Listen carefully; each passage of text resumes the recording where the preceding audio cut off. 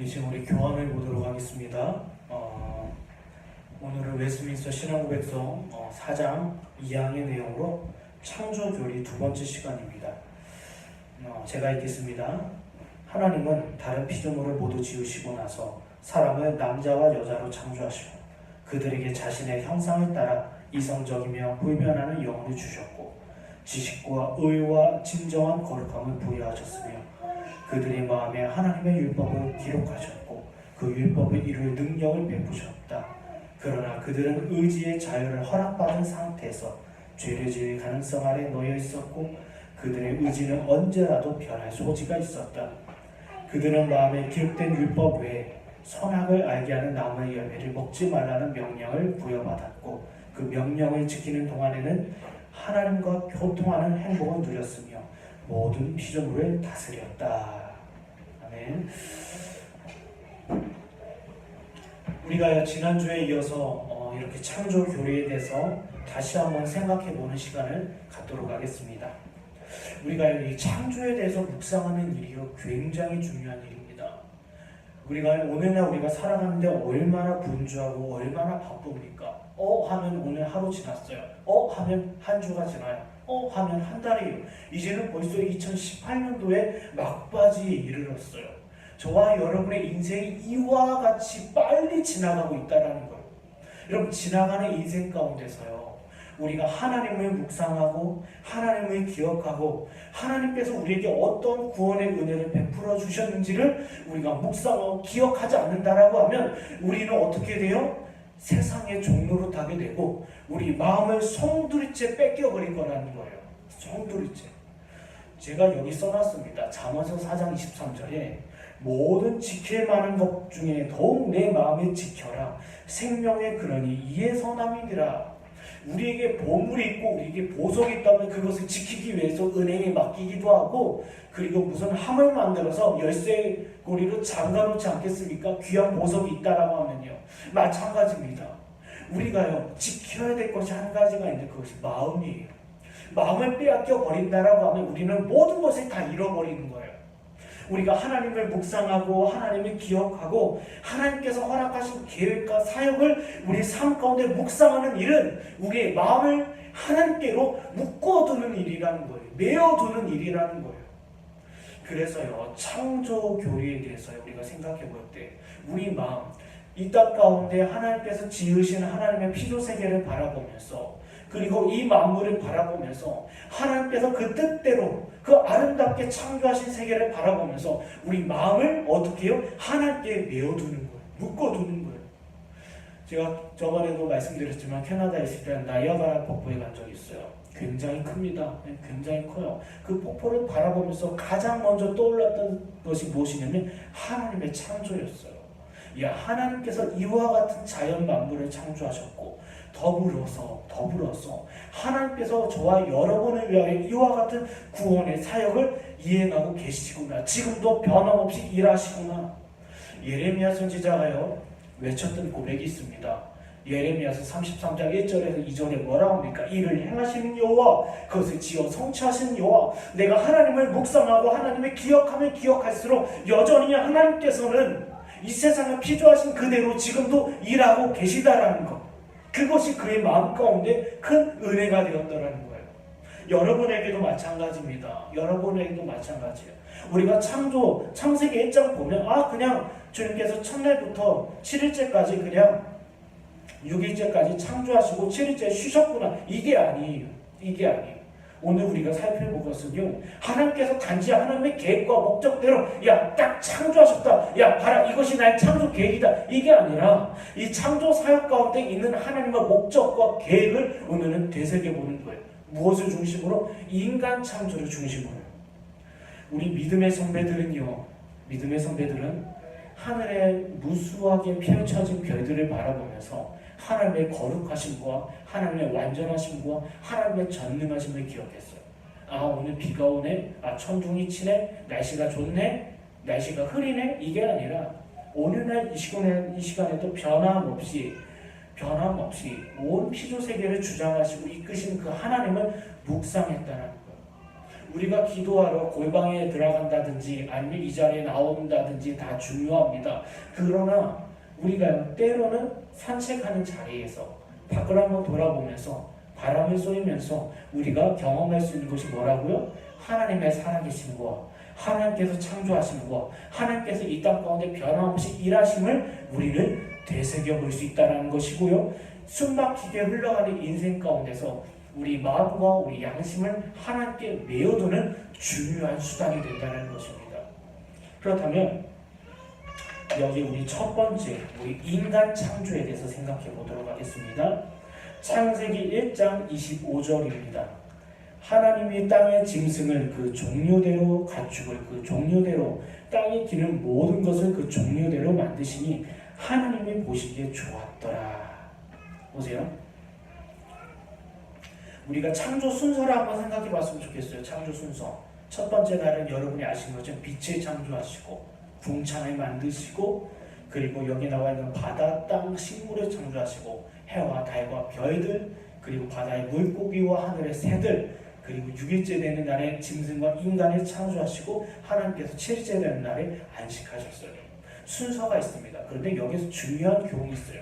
마지막으로 인간을 창조하셨다는 거예요. 마지막으로. 그 이유가 있습니다. 하나님께서는요. 첫 번째로 뭐라고 하십니까? 그 종류대로 그 종류대로 그 종류대로라고 말씀하셔요. 왜 그러냐면 그만큼 풍성했다는 거예요. 그만큼 다양했다는 거예요. 한마디로 사람들이 이 땅에서 살기에 가장 적합하고 가장 좋은 환경을 하나님께서 마련해 두셨다는 거예요. 그 어디에도 부족함이 없습니다. 그 어디에도 모자름이 없어요. 저와 여러분을 위하여 인간을 위하여 하나님께서 그 종류대로 풍족하게 아낌없이 완벽하게 창조하셨다는 거예요. 이것을 지금 보여주는 거예요. 네. 오늘날에는요 얼마나 이러합니까? 먹을 걱정하고요, 환경 오염 있고요, 자연재해 일어나고요, 왜 이렇게 날씨가 뒤죽박죽입니까? 이런 세상 가운데 살고 있어요. 그런데 처음에 인간이 죄를 범하기 이전에 하나님께서 창조하셨던 세계는 풍족했고 완벽했고 모든 것이 인간이 누리기에 최고였어요. 그리고 무엇보다도 그 자리에는 하나님의 법이 다스리고 있었다는 것. 그리고 인간의 마지막으로 하나님께서 두신 이유가 있습니다. 왜 그러냐면 하나님께서는요 인간을 통하여 다스리시는 거예요.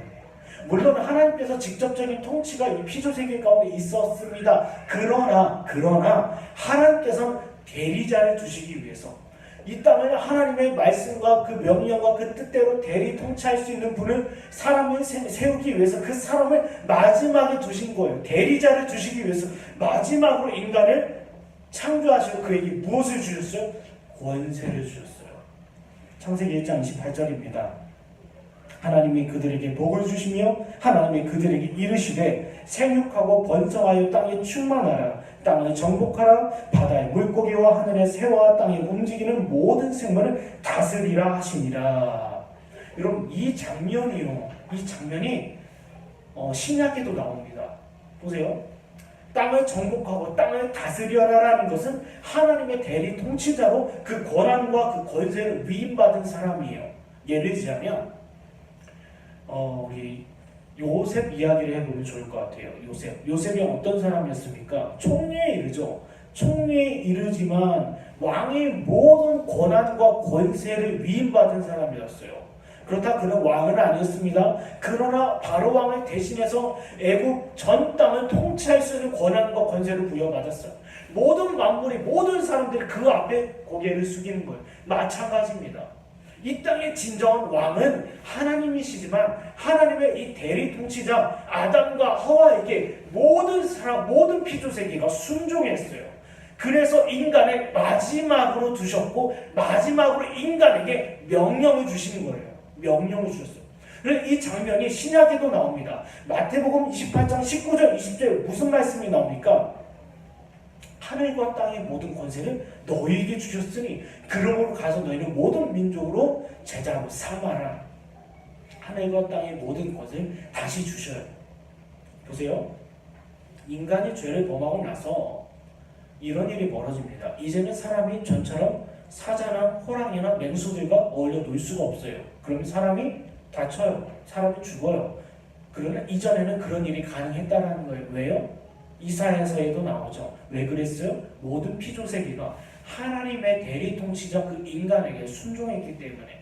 그런데 그 역사를 그리스도로 말미암아 다시 회복시키시고, 그것을 새 창조라고 이야기합니다. 새로 회복시키시고 그 자녀들에게 명령하시죠.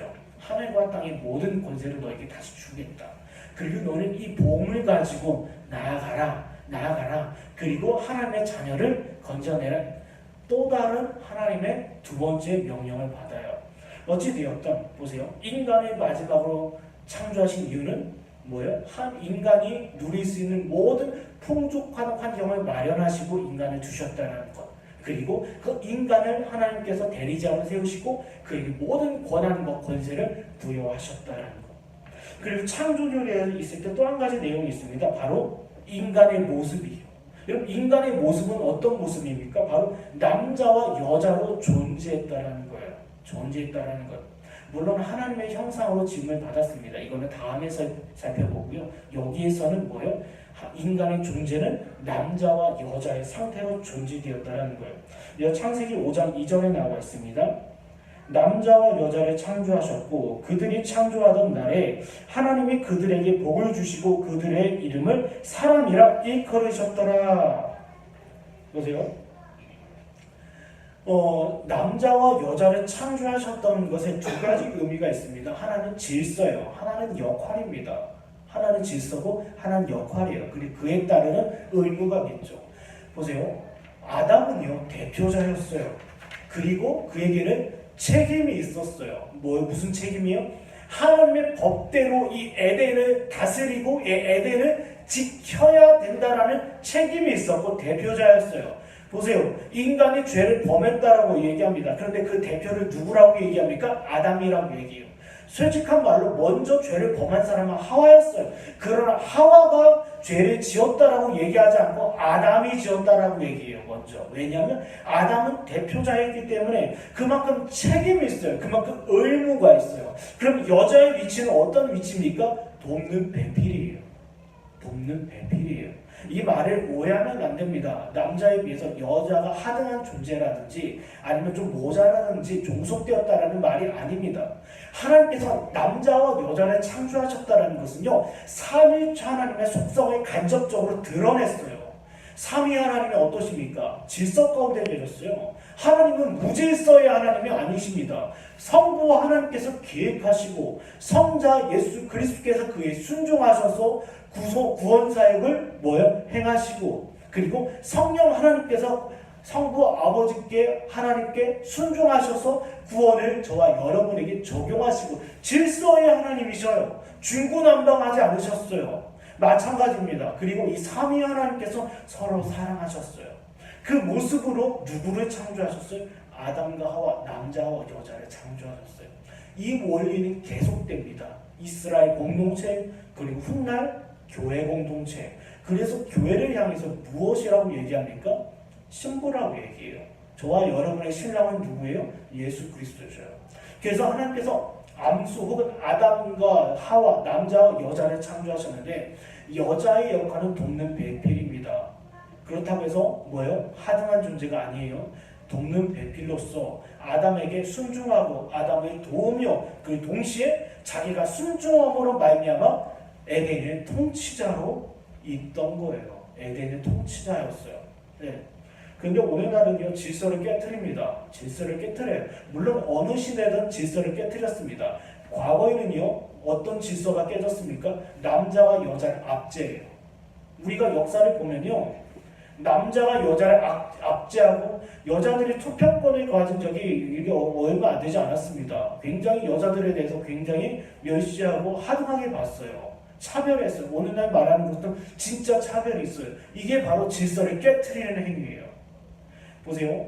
남자는 여자의 조언을 들어야 되고 여자는 합당하게 섬겨야 되고 그리고 바른 좋은 자가 되어야 됐어요. 그리고 남자는 여자를 사랑하고 보호를 해줘야 되고 지켜줘야 됐어요. 그런데 과거 시대 때는 남자가 여자를 부리고 남자가 여자를 함부로 행했어요. 질서를 깨트렸죠. 오늘날도 또 질서를 깨트립니다. 어떻게 됐어요? 이제는 남녀 평등이라고 해서 그 모든 질서를 깨트려야 돼. 여자에게도 목산수를 줘야 된다. 여자에게도 어떤 권한을 부여해야 된다. 네, 보세요. 이게 고린도 교회도 분명히 있었습니다. 이런 일이 있었어요. 여성들이 은사가 있고 여성들이 어떤 사역을 행하니까 교회 질서가 있잖아요. 사도들이 있었고 집사들이 있었고 장로들이 있었고 제자들이 있었어요. 그러면 그 질서를 엎어버리는 거예요. 여자들이 내가 은사가 있다, 뭔가 나서고 그리고 자기들이 뭐요? 주인인 것처럼 행세하니까 사도 바울이 마지못해서 야 여자여 잠잠하라. 만약에 남자들이 그러했다라고 하면 남자여 잠잠하라 했겠죠. 근데 중요한 것은요, 하나님께서 인간을 창조하셨고 그 존재를 남자와 여자로 두셨다는 것은 분명한 질서와 각자 주어진 책임과 의무를 이야기하고 있는 거라는 것입니다. 그리고요, 이 모든 인간을 창조하시고 나서 7일째 되는 날에 하나님께서 안식하셨다는 것은 인간이 이 땅의 주인이 아니라 하나님이 이 땅의 주인이라는 거예요. 네. 보세요. 첫째 날부터 빛이 창조되고 궁창이 창조되고 바다와 땅과 식물과 해와 달과 별들과 그리고 하늘의 새와 바다의 물고기와 짐승과 인간이 창조되었어요. 그리고 보시고 나서 심히 좋았다라고 말씀하시면서 7일째 되는 날에 이 모든 피조세계가 하나님으로 말미암아 안식했어요. 우리는 안식을 생각하면서 무조건 쉬었다, 자유했다, 그리고 누워있어 이게 아니라 하나님 안에서 모든 평화와 모든 은혜와 모든 은총을 누렸다라는 것입니다. 이것이 바로 인간 창조예요. 두 번째는요, 하나님의 형상에 대해서 생각해 보도록 하겠습니다. 여러분, 하나님의 형상으로 지음을 받았다는 것, 우리는 딱 떠오르는 생각이 무엇입니까? 네, 하나님은요, 할아버지처럼 수염이 길고 그리고 머리가 허옇고 이런 모습이 떠오를 거예요. 네. 그렇지만 하나님의 형상 그와 같은 현상이 아닙니다. 하나님의 코가 있으시고 하나님께서 귀가 있으시고 하나님께서 입이 있으시고 아니에요. 우리가 주일학교에서 보면 우리 아이들이 어떠합니까? 네, 어떠해요? 교재를 보면 하나님의 모습은 뭐야? 상대적으로 할아버지의 모습을 갖고 있어요. 물론 이것을 잘못됐다라고 하기보다는 아이들을 위한 교육을 위해서 필요합니다. 그러나 우리가 늘 인식하고 있어야 될 것은 하나님은 영이시라는 거예요. 영이시라는 거예요.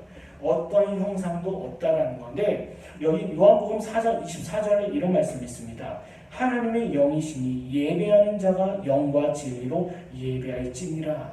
보세요. 하나님은 영이시라요. 하나님의 형상대로 짐을 받았다는 것은 저와 여러분 어떤 존재예요? 영적인 존재라는 거예요. 영이 있다는 거예요. 그렇다고 우리 영이 하나님과 같다라는 건 아닙니다. 그러나 우리가 어떻게 해요? 하나님과 교제하고 교통하고 하나님과 함께 할 수 있는 영적인 존재라는 거예요. 영적인 존재. 하나님께서 자기를 계시하실 때 하나님의 언어로 우리가 알 수 없는 언어로 계시하지 않으셨어요. 인간의 언어로 우리에게 말씀하시고 인간의 언어로 계시하시고 그것이 기록되기까지 하나님께서 기뻐하셨다라는 거예요. 기뻐하셨다는 거예요. 그 어떤 동물도 그 어떤 식물도 하나님과 교제하거나 대할 수 있는 존재는 없어요. 오직 인간이에요. 왜요? 인간은 영적이기 때문이에요. 우리는요 육적인 존재가 아닙니다. 인간은 지극히 영적인 존재예요.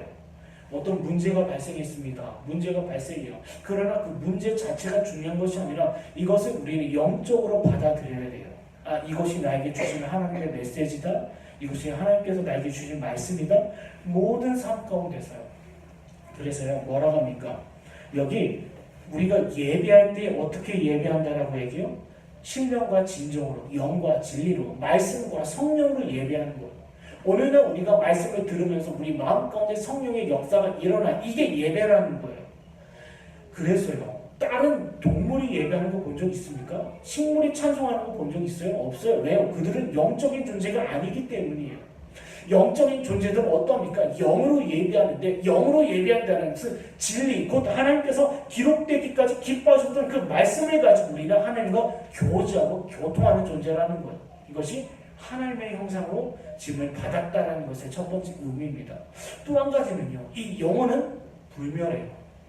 여러분, 한번 딱 사람이 딱 태어났어요. 이 사람의 육신은 썩어질지 모르지만 이 영혼은 불변합니다. 없어지지 않아요. 지금까지 인류 역사 가운데 이 땅에 존재했던 모든 인류는 지금도 존재합니다. 영으로요. 그 사람들이 비록 천국이든 지옥이든 존재한다라는 거예요. 여러분 보세요. 지옥에 가도 영생합니다. 죽을 수가 없어요. 이 영혼은 취소할 수 없습니다. 제거할 수 없어요. 그런데 이 영적인 이 영혼이 스스로 존재합니까? 아니에요. 하나님으로부터 임하는 하나님께서 그 영혼을 보존하시고 그 하나님께서 이 영혼을 지키시기 때문에 그 영혼은 불변합니다. 불변해요. 여기 이어서 우리 시편 33편 15절 제가 읽겠습니다. 그는 그들 모두의 마음을 지으시며 그들이 하는 일을 굽어 살피시는 이로다. 두 번째는요, 인간 영혼이 있다는 것, 그리고 인간의 마음에 대해서 생각해 보겠습니다. 하나님의 형상으로 지음을 받았다는 것은 마음에서 가장 먼저 나타나요. 여러분, 마음에는요 무엇이 있습니까? 지정의가 있어요. 정확한 말로 지식이 있고 의지가 있고 감정이 있다는 거예요. 여러분, 이 지식에 대해서 먼저 생각해 보겠습니다. 지식이 우리 마음 가운데 지식과 의지와 감정이 있는데, 지식은 혹은 명철이라고도 이야기합니다. 그리고 영적 분별력이라고 이해력이라고도 이야기해요. 어찌되었든 이 지식은요, 하나님의 말씀을 깨닫고 하나님의 말씀을 이해하고 하나님의 말씀을 무엇인지 분별할 수 있는 지식을 의미해요. 아담과 하와는 이러했습니다. 하나님께서 기뻐하시고 원하시는 뜻이 무엇인지 알았어요. 그래서 하나님께서 말씀하시지 않아도 그가 하나님의 법대로, 하나님의 말씀의 법대로 순종할 수 있는 능력이 그에게 있었다는 거예요. 모세오경처럼요, 십계명처럼 두 돌판에 하나님의 도덕법을 새겨줄 이유가 없었다라는 거예요. 왜요? 그 마음에는 하나님의 지식과 하나님의 말씀과 계명으로 가득했다라는 것. 이게 하나님의 형상으로 짐을 받았다라는 거예요. 그 의지는 무엇입니까? 우리가 좀 이따 살펴볼 것처럼 자유의지를 이야기해요. 자유의지. 이때는요, 누가 시키지 않아도 스스로 행위로 하나님께 나아갈 수 있었고 스스로의 행위로 구원받을 수 있었어요. 우리는 구원받을 수 없다라고 얘기하잖아요. 지금. 그러나 인간이 죄를 범하기 이전, 저는 지금 죄를 범하기 이전 상황을 이야기하는 것입니다. 창조에서. 그들은 그의 의지로 하나님을 마음껏 예배하고 마음껏 찬양하고 그들의 행위로 구원할 수 있는 능력이 그에게 있었다라는 거예요. 있었다. 세 번째, 감정입니다. 감정은요, 참 신비한 건데 양심이라고 이야기하고 정서의 영역 가운데 있는 거예요. 양심, 감정이라는 것. 그런데 이 양심이 끼어 있어서요, 우리가 이런 적 있지 않습니까, 여러분? 양심에 거리끼는 신호위반을 했어요. 아, 양심이 거리껴. 아, 양심이 좀 그래, 불편해. 네, 그런 적 있지 않습니까, 우리 삶 가운데? 그런데 이 양심은요, 어떤 양심이냐면, 어떤 감정이냐면 하나님 앞에서 한치의 흐트러짐이 없는 양심이에요. 마음이에요. 감정이에요. 우리가요, 남녀가 서로 연애하고 사랑하다가 틀어지고 깨질 수도 있어요. 그렇죠? 헤어질 수도 있어요. 오늘날 이혼율이 얼마나 높습니까? 굉장히 이런 시대 가운데 살고 있는데, 인간이 하나님을 향한 감정이 처음에는요, 깨지는 감정이 아니었다는 거예요. 하나님을 사랑하고 하나님을 섬기고 하나님을 즐거워하는 그 마음이 충만했다는 거예요. 이것이 인간의 마음이에요. 그런데 지식이 빛나고 의지가 있고 감정이 하나님의 사랑으로 차 있다는 것, 이것이 뭐예요? 바로 하나님과 공유되고 있는 속성이 있다는 것. 예를 들자면 여기 요한일서 4장 7절에 나와 있습니다. 사랑하는 자들아, 우리가 서로 사랑하자. 사랑은 하나님께 속한 것이니 사랑하는 자마다 하나님으로부터 나서 하나님을 알고. 보세요. 인간이 하나님의 형상대로 짐을 받았다는 것은 하나님과 공유되고 있는 이와 같은 마음의 상태, 의지, 그리고 지식이 있었다는 것. 얼마나 아름다운 상태입니까? 물론 하나님께서요, 하나님의 속성이 자연 만물 가운데 나타나긴 합니다. 간접적으로. 그러나 직접적으로 인간의 의지와 인간의 지식과 인간의 행위로 하나님의 모든 그 공유되는 속성을 드러낼 수 있는 사람이 인간 외에는 없었다는 거예요.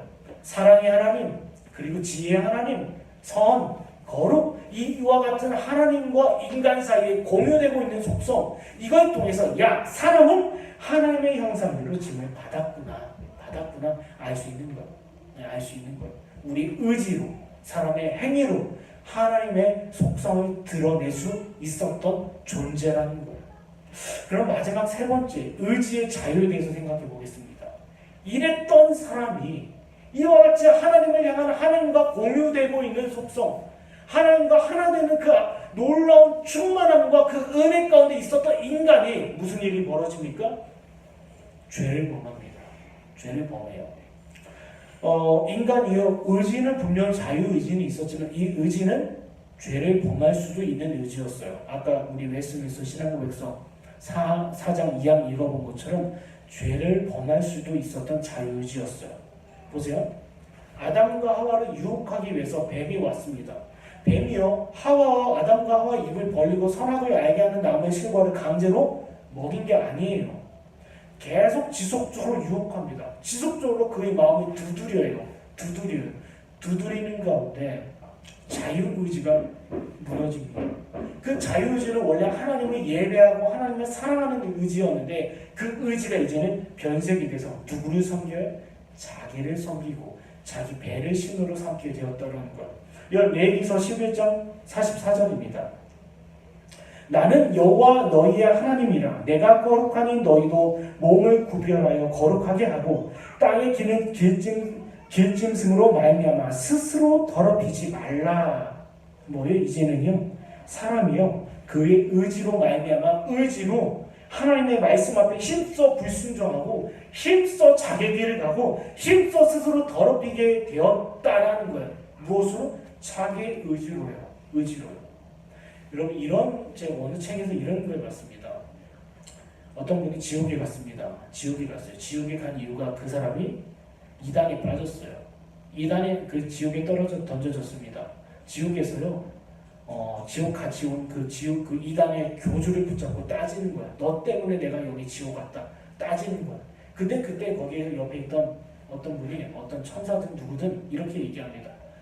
핑계댈 이유가 없다. 비록 이 이단의 교주는 잘못했지만 너는 그들의 법과 그들의 가르침을 즐거워하기 때문에 너는 망한 것이다.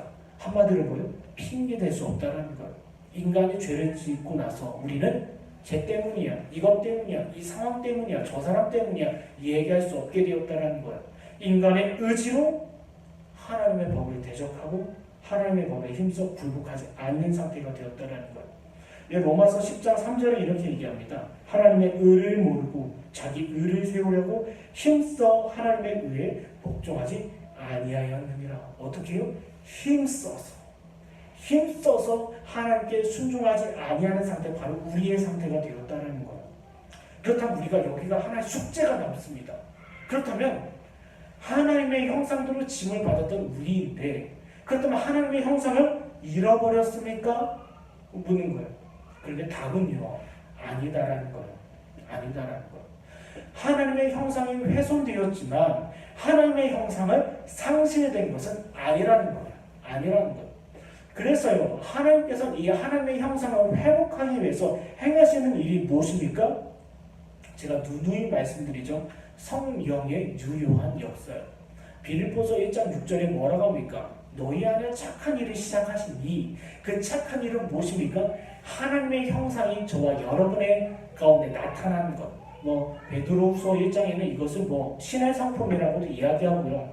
그리고 고린도후서에는 이걸 성령의 열매라고도 이야기합니다. 네, 사랑과 희락과 화평과 오래 참음과 자비와 양성과 충성과 온유와 절제와 같은 하나님께 속한 그 성품과 속성이 우리 가운데 나타나는 것, 이것이 새 창조예요. 하나님의 형상을 회복하기 위한 하나님의 계획. 그렇다면 하나님의 형상이 훼손되지 않았다는 증거들이 몇 가지가 좀 성경에 나와 있습니다. 창세기 9장에 보면요, 하나님께서 사람을 죽인 자에 대한 형벌이 나옵니다. 왜 하나님께서 사람을 죽인 자에 대한 큰 형벌을 내리는 이유가 있어요. 그 사람들이 비록 죄인이지만 하나님의 형상을 담고 있는, 물론 훼손되었고 어그러진 형상이지만 그래도 그들은 하나님의 형상대로 지음을 받았다라는 거예요. 그 형상이 담겨 있다라는 거예요. 그래서 사람을 함부로 해하면 안 되고 사람을 죽이면 안 되고 사람에게 해코지 하지 말라라는 거예요. 아무리 흉악한 죄인이라도, 아무리 큰 범죄자라도 그들에게는 무엇이 있어요? 하나님의 어그러지고 손상된 하나님의 형상이 담겨 있는 거예요. 우리가 언론이나 뉴스나 TV를 볼 때 흉악범들이 나옵니다. 문제를 일으킨 사람들이 나와요. 그럼 우리는 마음속으로 같이 욕하고 싶은 마음이 있어요. 그러나 우리는 한 번 더 생각해 봐야 돼요. 그 생각은 뭐냐면 그들은 누구의 형상? 하나님의 형상으로 지음을 받았다는 것. 동시에 그들은 하나님의 형상이 깨진 사람이라는 것. 그리고 또한 그들의 모습이 우리의 모습이라는 것.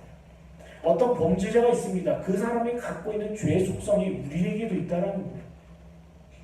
상황과 환경이 마련되면 우리도 그런 죄를, 은혜가 없다라고 하면 우리도 그런 죄를 범할 수 있는 충분한 가능성이 있다는 거예요. 그래서 우리는 그 사람을 바라볼 때 어떻게 해요? 야, 하나님의 형상이다. 하나님의 깨진 형상이다. 그래서요, 제가 계속 붙잡는 말씀이 있습니다. 어떤 큰 사역이 있어요. 사역이 있어요. 예를 들자면 주일 예배 가운데 있습니다. 어느 집회 인도하러 가요. 예배 인도하러 가요. 어디 강의하러 갑니다.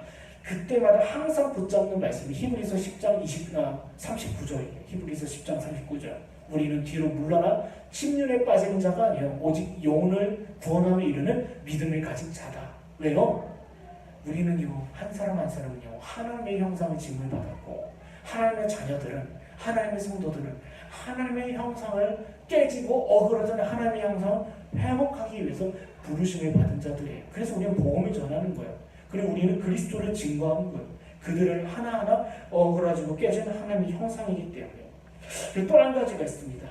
또 한 가지. 우리가 하나님의 형상이 아예 지워지지 않고 아예 상실되지 않았다는 증거 또 한 가지가 있어요. 뭐예요? 본성의 빛이에요. 저번에 말씀드렸죠? 인간이 죄를 범했다고 해서 그 인간이 짐승이 된 게 아닙니다. 말 못한 짐승이 된 게 아니에요. 우리는 여전히 죄를 범했다 하더라도 인간의 본성은 남아있어요. 본능은 남겨있어요. 인간에게 있어서 그 기본적인 양심과 의지와 지식은 있다라는 거예요. 이걸 통해서 우리는 뭐예요? 야, 이 사람 아직 하나님의 형상이 남아있구나. 우리는 하나님의 형상이 존재하구나.